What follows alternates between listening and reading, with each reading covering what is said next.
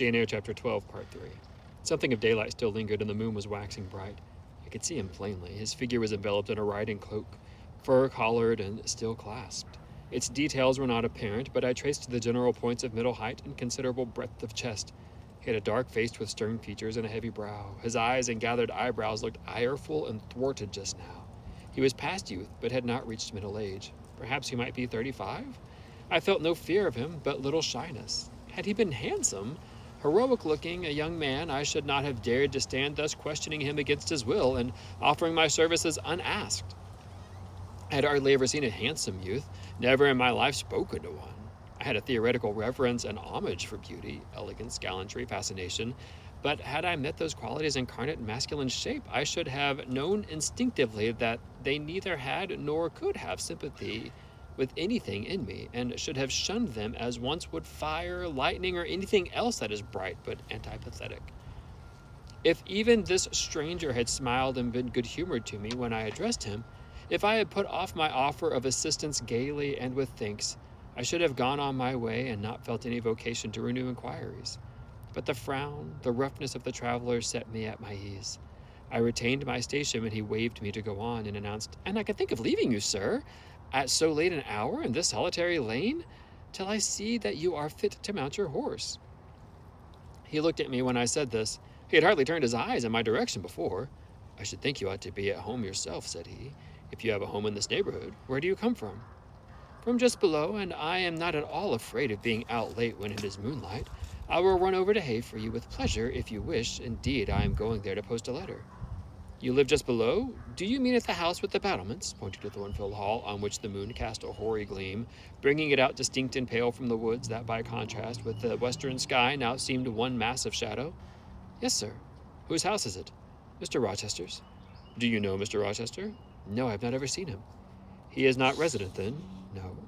"Can you tell me where he is?" "I cannot."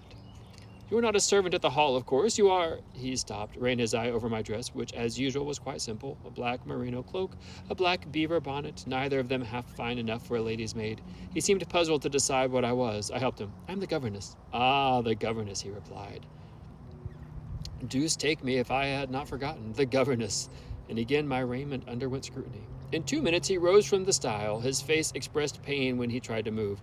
"I cannot commission you to fetch help," he said, "but you may help me a little yourself if you will be so kind." "Yes, sir." "You have not an umbrella that I can use as a stick?" "No." "Try to get hold of my horse's bridle and lead him to me. You are not afraid?" I should have been afraid to touch a horse when alone, but when told to do it, I was disposed to obey. I put down my muff on the stile and went up to the tall steed. I endeavored to catch the bridle, but it was a spirited thing and would not let me come near its head. I made effort on enough, though in vain. Meantime, I was mortally afraid of its trampling forefeet. The traveler waited and watched for some time, and at last he laughed. "I see," he said, "the mountain will never be brought to Mahomet. So all you can do is to aid Mahomet to go to the mountain. I must beg of you to come here." I came. "Excuse me," he said. "Necessity compels me to make you useful." You laid a heavy hand on my shoulder, and leaning on me with some stress, limped to his horse. Having once caught the bridle, he mastered it directly and sprang to his saddle, grimacing grimly as he made the effort, for it wrenched his brain. "Now," said he, releasing his underlip from a hard bite, "just hand me my whip. It lies there under the hedge." I sought it and found it. "Thank you. Now make haste with the letter to Hay, and return as fast as you can."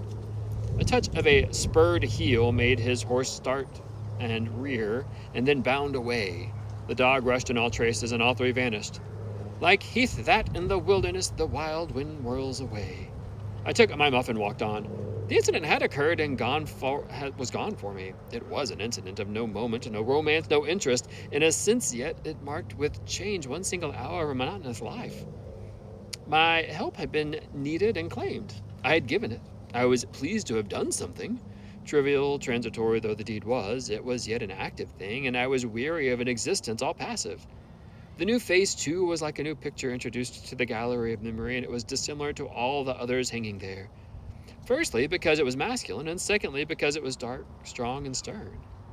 I still had it before me when I entered Hay and slipped the letter into the post office.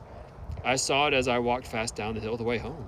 When I came to the stile, I stopped a minute, looked round, and listened with an idea that a horse's hoofs might ring on the causeway again. and that a rider in a cloak and a Geertish-like Newfoundland dog might be again apparent. I saw only the hedge of a pollard willow before me, rising up still and straight to meet the moonbeams. I heard only the faintest waft of wind roaming fitful among the trees round Thornfield, a mile distant, and when I glanced down in the direction of the murmur, my eye, traversing the hall front, caught a light kindling in a window. It reminded me that I was late, and I hurried on.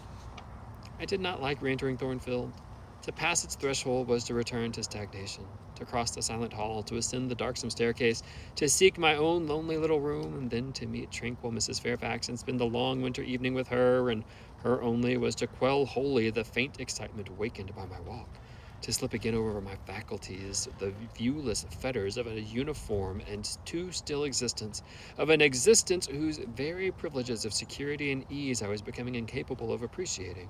What good it would have done me at that time to have been tossed in the storms of an uncertain, struggling life, and to have been taught by rough and bitter experience to long for the calm amidst which I now repined.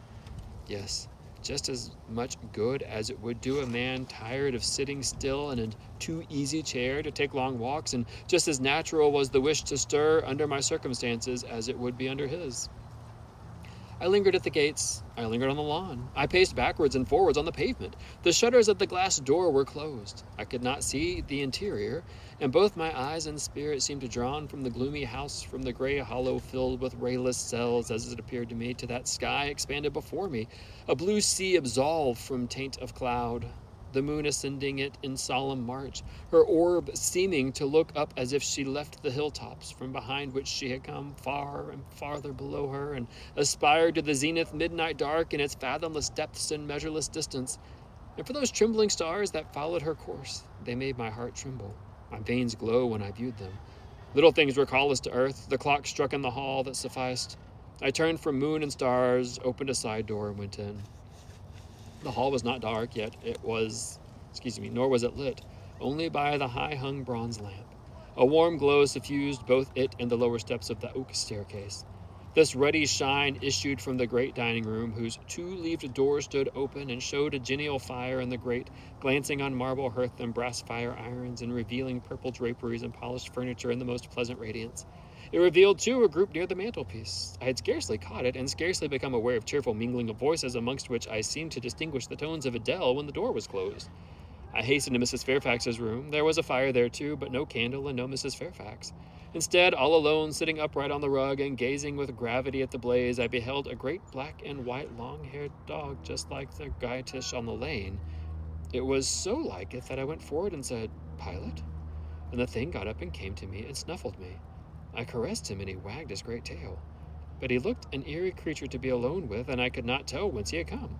I rang the bell, for I wanted a candle, and I wanted, too, to get an account of the visitant. Leah entered. "What dog is this?" "He came with the master." "With whom?"